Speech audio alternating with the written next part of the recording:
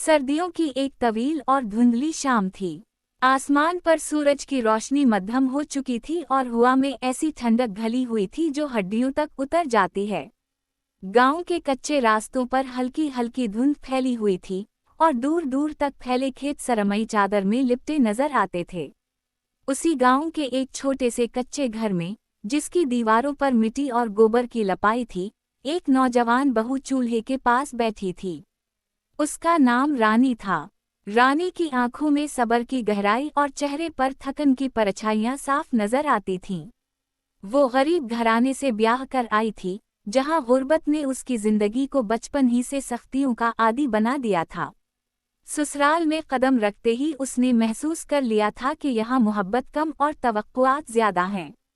सास, जिनका नाम धनो देवी था, बात बात पर तने देती थीं, और ससुर हमेशा खामोश रहते, जैसे उनका इस दुनिया से कोई ताल्लुक ही ना हो। शौहर, मोहन, मेहनती जरूर था मगर कमजोर मिजाज का, माँ के आगे जबान खोलने की हिम्मत ना करता। इस शाम रानी चूल्हे पर सरसों का साग पकाने में मसरूफ थी। कच्ची सरसों की पत्तियों को वो सुबह ही खेतों से खुद तोड़कर लाई थी। इसके हाथ सर्दी से सुर्ख हो चुके थे, मगर उसने शिकवा जबान पर ना आने दिया। चूल्हे की आग कभी तेज हो जाती और कभी मध्यम, मगर रानी सब्र से लकड़ियां दुरुस्त करती रहती। उसके दिल में एक अजीब सी खुशी थी, क्योंकि सर्दियों में सरसों का साग और मीन ककये की रोटी इसके लिए सिर्फ खाना नहीं बल्कि अपने मैके की याद थी, जहां गुर्बत के बावजूद माँ के हाथ का जायका और अपनायत भरी मुस्कुराहट होती थी। कमरे के एक कोने में धनो देवी चारपाई पर बैठी ऊन की शाल लपेटे बैठी थीं। उनकी नजरें बार बार रानी पर पड़ती और लबों पर नागवारी का हल्का सा तासुर आ जाता। कितनी देर लगा रही है? सास ने तल्खी से कहा। रानी ने नरमी से जवाब दिया, माँ जी, साग को आहिस्ता पकाना पड़ता है, तभी जायका आता है।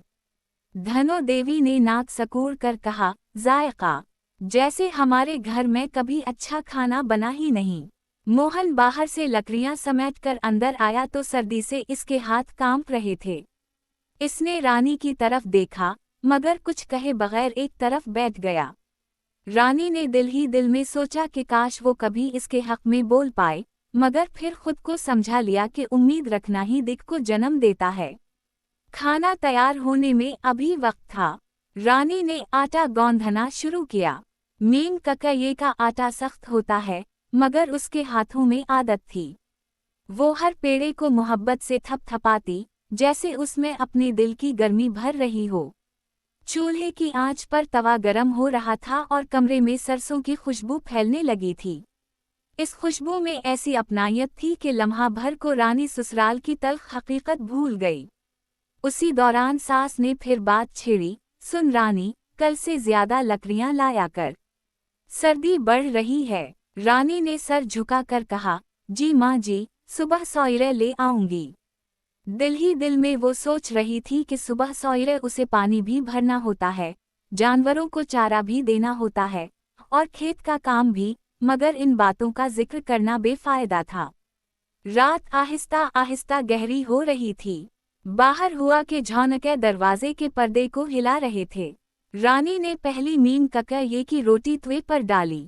रोटी की खुशबू ने जैसे पूरे घर को अपनी लपेट में ले लिया। सास ने बेदिल्ली से कहा, जल ना जाए, वरना सारी मेहनत बर्बाद हो जाएगी। रानी ने मुस्कुराकर रोटी पलटी और कहा, नहीं माँ जी, मैं देख रही हूँ। खाना आखिरकार तैयार हो गया। रानी ने मिट्टी के प्यालों में साग निकाला, ऊपर से थोड़ा सा मक्खन रखा, जो उसने बड़ी मुश्किल से बचा कर रखा था। उसके दिल में ख्वाहिश थी कि सब खुश हो जाएं, शायद उसके काम की तारीफ हो जाए, मगर वो जानती थी कि ये सब ख्वाब हैं। सब लोग खाने बैठे। मोहन ने खामोशी से रोटी तोड़ी, सास ने साग चखा और लम्हा भर को रुक गईं। उनके चेहरे के तासुरात में जरा सी नरमी आई, मगर फौरन ही वो खुद को संभाल गईं।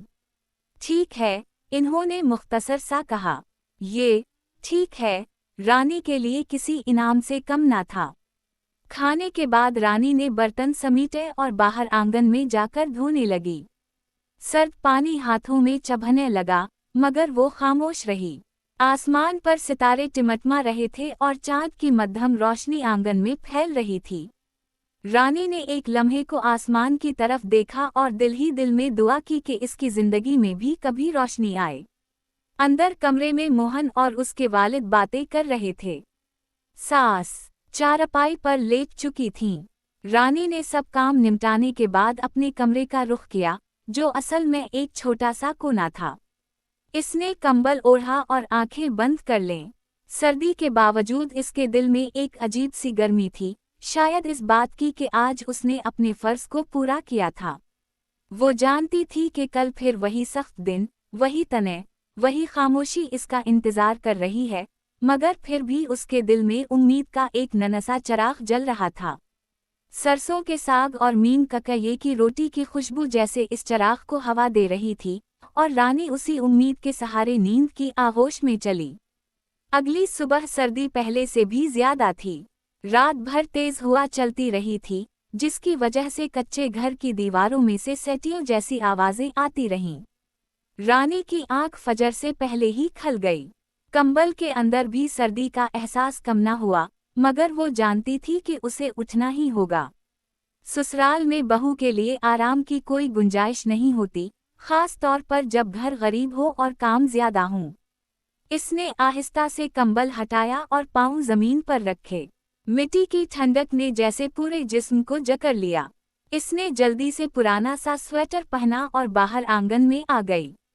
आसमान अभी तक स्याह था और सितारे मध्यम रोशनी दे रहे थे। रानी ने कुएं की तरफ देखा और दिल ही दिल में सोचा कि आज पानी निकालना और भी मुश्किल होगा। कुएं से पानी भरना इसकी रोज की जिम्मेदारी थी। वो लूटा और बाल्टी लेकर चल पड़ी। रास्ते में इसके पांव नंगी जमीन पर पड़ते तो ठंड का एहसास और गहरा हो जाता। कुएं पर पहुंचकर उसने रस्सी खींचना शुरू की। हाथों में पहले ही दरारें पड़ चुकी थीं। नमकीन पानी इन दरारों में लगता तो आंखों में आंसू आ जाते, मगर वो चुपचाप काम करती रही। इसने कई बाल्टियां भरे और आंगन में लाकर रख दें। उसी दौरान सास की आवाज आई, रानी, जल्दी कर, चौल्हा जलाना है। जी माँ जी, अभी आई, रानी ने जवाब दिया, हालांकि इसकी सांस फूली हुई थी। चौल्हा जलाना सर्दियों में सबसे मुश्किल काम था। लकड़ियां अक्सर गीली होती और आग फौरन ना पकड़ती। रानी ने फूंक मार मार कर आग जलाई। धुआं इसकी आंखों में भर गया और आंसू खुद ब खुद बहने लगे, मगर वो जानती थी कि अगर आग देर से जली तो सास की नाराजगी का सामना करना पड़ेगा।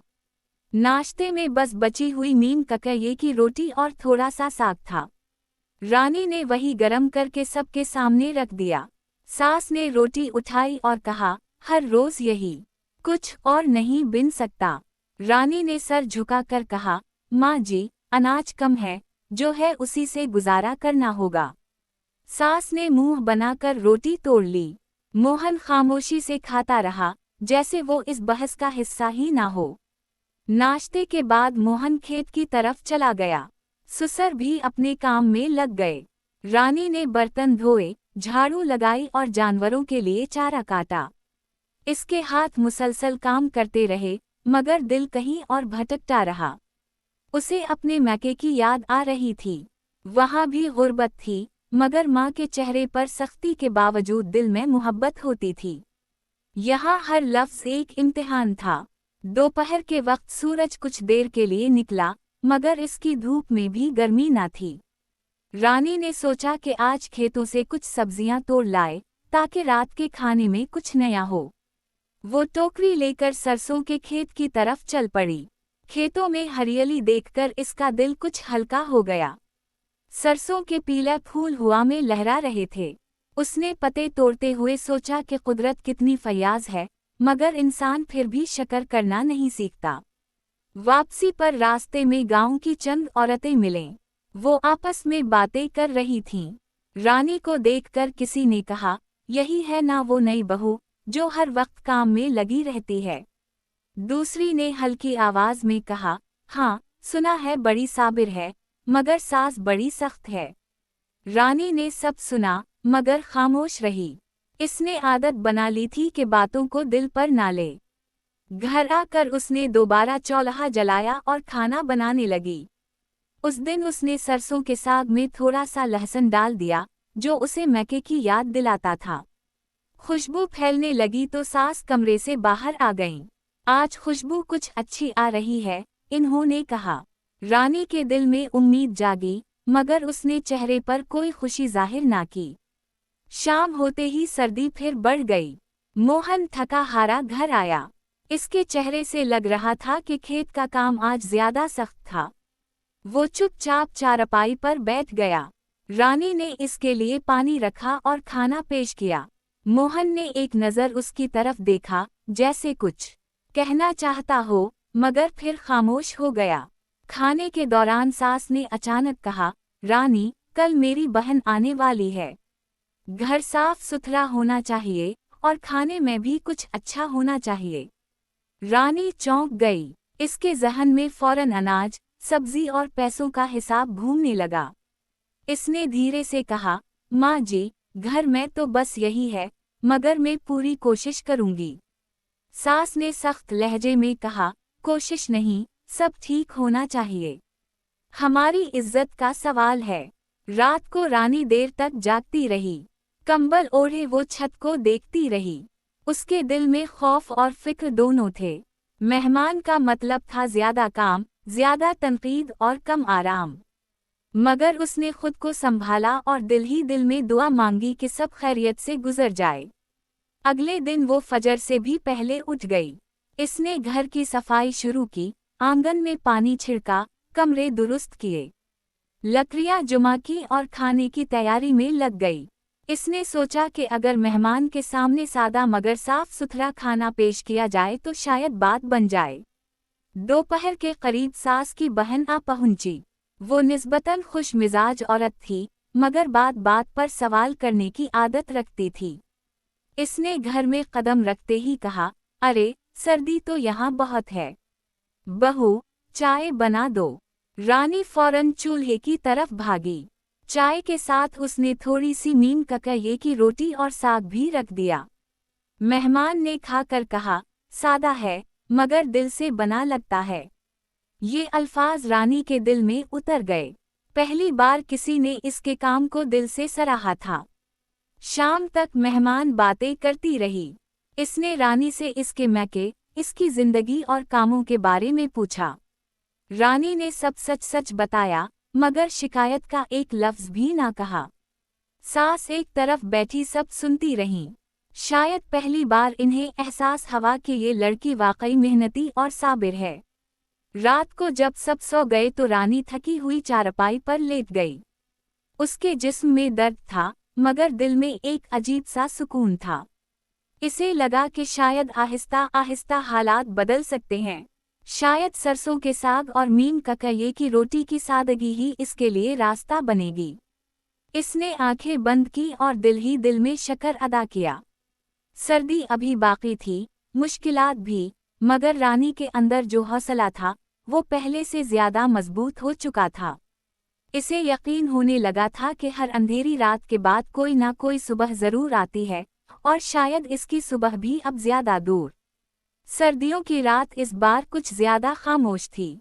हुआ की सीटी भी जैसे थक कर रुक गई हो। रानी कंबल में लिपटी हुई जाग रही थी, मगर उसके दिल में अजीब सी बेचैनी के बजाय एक हल्की सी उम्मीद थी। पिछले दिनों में जो कुछ हुआ था, उसने उसे ये एहसास दिलाया था कि शायद किस्मत हमेशा एक सी नहीं रहती। अगली सुबह सास मामूल से देर से उठें। रानी ने हसबे आदत सब काम वक्त पर निपटा दिए थे। चूल्हा जल रहा था, चाय की खुशबू फैल रही थी। सास ने पहली बार नरम आवाज में कहा, रानी, जरा चाय दे दो। ये अल्फाज सुनकर रानी चौंक गई, मगर फौरन चाय बनाकर ले आई। सास ने एक घूंट लिया और आहिस्ता से कहा, कल तुमने बहुत मेहनत की थी। ये चंद लफ्ज रानी के लिए किसी खजाने से कम ना थे। इसने सर झुकाकर बस इतना कहा, ये मेरा फर्ज है, माँ जी। मगर दिल के अंदर बरसों की थकन जैसे पल भर में हल्की हो गई। कुछ दिनों बाद मोहन को शहर में मजदूरी का एक बेहतर मौका मिल गया। ये खबर घर में खुशी लेकर आई, मगर साथ ही फिक्र भी कि मोहन को अकेला शहर जाना होगा। रानी ने उसे हिम्मत दिलाई, आप जाएं, मैं यहाँ सब संभाल लूंगी। अल्लाह बेहतर करेगा। मोहन ने पहली बार इसकी आंखों में देखकर कहा, मैं जानता हूँ, तुम सब कुछ संभाल सकती हो। मोहन के जाने के बाद जिम्मेदारियां और बढ़ गईं, मगर अब सास का रवैया पहले जैसा सख्त ना रहा। वो कभी कभी खुद भी काम में हाथ बटा देती। एक दिन इन्होंने रानी से कहा, तुम सरसों का साग बहुत अच्छा बनाती हो, मुझे अपनी माँ की याद आ जाती है। रानी की आंखों में नमी आ गई, मगर इस बार ये आंसू दिखके नहीं थे। वक्त गुजरता गया, मोहन शहर से पैसे भेजने लगा। घर की हालत आहिस्ता आहिस्ता बेहतर होने लगी। एक नई कंबल आ गई, चूल्हे के लिए अच्छी लकड़ियां मिलने लगीं और अनाज की फिक्र कुछ कम हो गई। रानी ने शक्र अदा किया और कभी गुरूर को दिल में जगह ना दी। एक सर्द शाम सास की तबीयत अचानक खराब हो गई। बुखार तेज था। रानी ने सारी रात जागकर उनकी खिदमत की, पानी दिया, दवाई दी और पेशानी पर ठंडा कपड़ा रखा।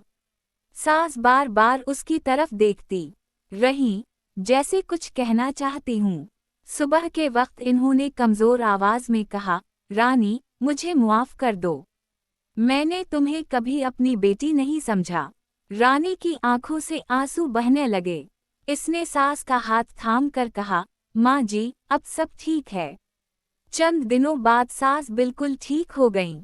अब घर का माहौल बदल चुका था। बातों में तल्खी कम और अपनायत ज्यादा थी। रानी को पहली बार महसूस हुआ कि ये घर वाकई इसका अपना है। सर्दियों का आखिरी महीना आ गया। एक दिन रानी ने फिर सरसों का साग बनाया और मीम ककैये की रोटियां पकाएं। इस बार सब एक साथ बैठकर हंसे, बातें कीं। सास ने खुद रानी की प्लेट में मक्खन रखा और कहा, तुमने इस घर को जोड़ा है। उसी शाम मोहन भी शहर से वापस आ गया। घर में खुशी की लहर दौड़ गई। रानी ने दरवाजे पर चिराग जलाया। ठंडी हुआ के बावजूद इस चिराग की लो थरथरा नहीं रही थी। वो मजबूत थी, जैसे रानी का हौसला। रात को सब सो गए तो रानी आंगन में खड़ी आसमान की तरफ देखने लगी। सितारे रोशन थे और चांद पूरी आबवाओ-ताब से चमक रहा था। उसने दिल ही दिल में शक्र अदा किया। इसकी जिंदगी में अब भी सादगी थी, मगर वो सादगी अब बोझ नहीं रही थी, बल्कि सुकून बन गई थी। सरसों के साग और मीम ककैये की रोटी अब सिर्फ गुर्बत की अलामत नहीं थे, बल्कि सब्र, मेहनत और मोहब्बत की निशानी बन चुके थे।